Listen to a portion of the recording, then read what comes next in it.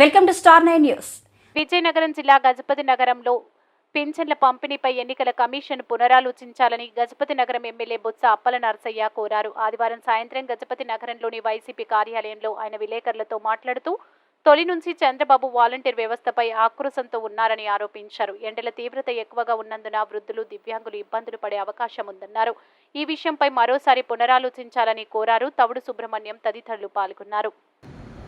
ప్రజాసేవ చేస్తున్న వాలంటీర్ వ్యవస్థలో ద్వారా ఈ పంపిణీ కార్యక్రమం చేస్తే ఈ మొండి టెండర్లో వృద్ధులు ఎలాంటి చాలా ఇబ్బందికర పరిస్థితులు, వాళ్ళ ఆరోగ్య దృష్ట్యా, వాళ్ళ వయసు దృష్ట్యా, వికలాంగులు కూడా వాళ్ళ తాలూకా వికలాంగ దృష్ట్యా దీన్ని ఎలక్షన్ కమిషన్ ప్రభుత్వం పరిశీలించి చాలా తగిలి తీసుకోవాలని చెప్పి మీ ద్వారా ఎలక్షన్ కమిషన్ రిక్వెస్ట్ చేస్తున్నాం.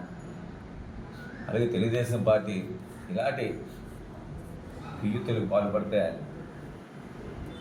ఎందుకంటే నిమ్మగడ్డ రమేష్ ఎవరో తెలుసు, ఆ చంద్రబాబు నాయుడు గారి సామాజిక వర్గానికి సంబంధించిన వ్యక్తి. ఆ రోజు ఎన్నికల కమిషన్ ఏ విధంగా ఆయన ఈ రాష్ట్రంలో బిహేవ్ చేసిన మనం అందరూ చూసాం, ఈ రాష్ట్ర ప్రజలందరూ కూడా చూశారు. అలాంటి వ్యక్తులను ప్రోత్సహించి ఈరోజు ఈ విధంగా చేయడం అనేది వైఎస్ఆర్ కాంగ్రెస్ పార్టీ దీన్ని తీవ్రంగా ఖండిస్తుంది. నిమ్మగడ్డ రమేష్ కుమార్ గారు ఒక కంప్లైంట్ ఇవ్వడం, ఆ కంప్లైంట్ బేస్ చేసుకొని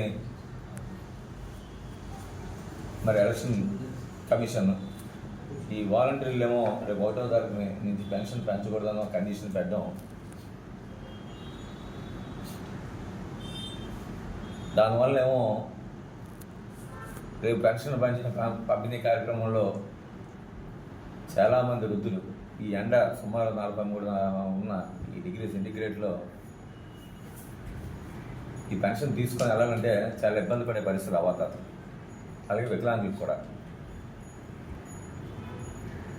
మొదటి నుంచి కూడా చంద్రబాబు నాయుడు గారికి ఈ వాలంటీర్ వ్యవస్థ మీద ఒక ఆక్రోశం, ఈ వ్యవస్థను తీసేయాలి, ఈ వ్యవస్థ ద్వారా ప్రభుత్వానికి మంచి పేరు వస్తుంది, ఆ మంచి పేరు రావడం ఇష్టం లేక ఏదో రకంగా ఈ వ్యవస్థ మీద బురద జల్లే కార్యక్రమం చంద్రబాబు నాయుడు వారి పార్టీ నాయకులు కూడా మాట్లాడి చూస్తున్నాం. మేము రిక్వెస్ట్ చేసేది ఒకటే, ఒక మంచి కార్యక్రమంలో ప్రజలకు సేవలు అందించినప్పుడు వాళ్ళ సేవలు ఉపయోగించుకోవాలి. కానీ